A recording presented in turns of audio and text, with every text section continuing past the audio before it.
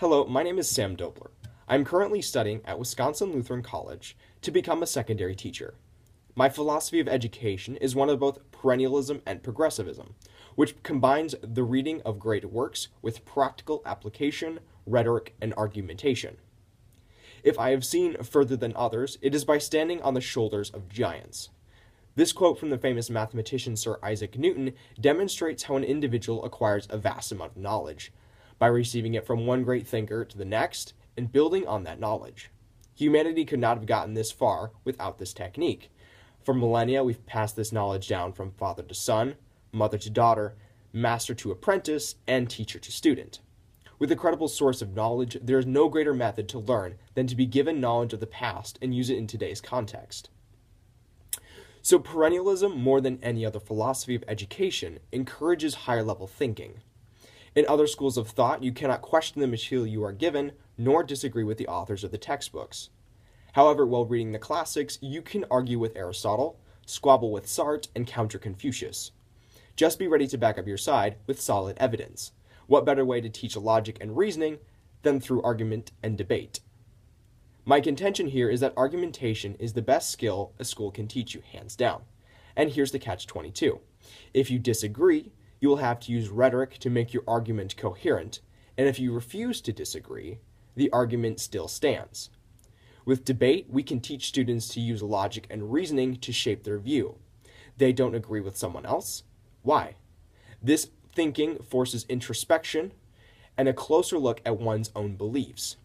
They must also listen to the other side in order that they both understand them and develop counter-arguments, making them both better listeners and more empathetic with those they disagree with.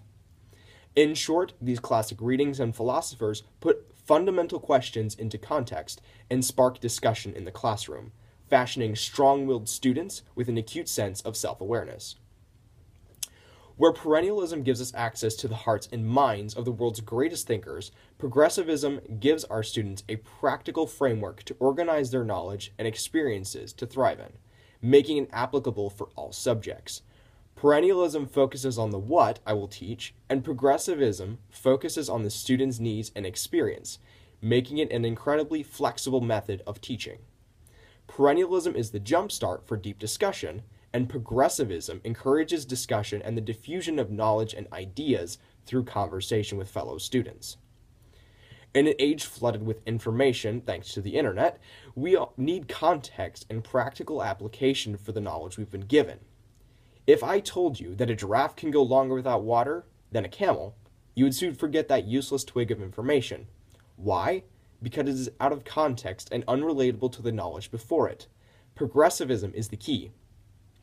As students, we can all recall an instance where we were forced ourselves to memorize a clutter of vocabulary words just for one test, which then falls out of our brains right before our heads even hit the pillow that night.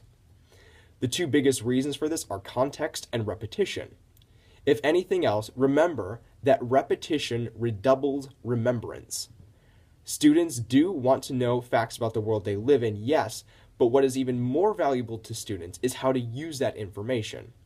Without an application, the information becomes useless and is then the first to leave the mind.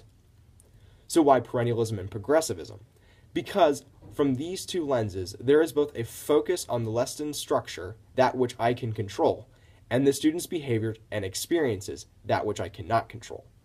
It draws information from the past, which has been scrutinized and found to add ideas and knowledge to society, and puts it in the context of today's students and tomorrow's learners for life. Oh yes, and remember, repetition redoubles remembrance. Alliteration also assists acquisition. Thank you for watching.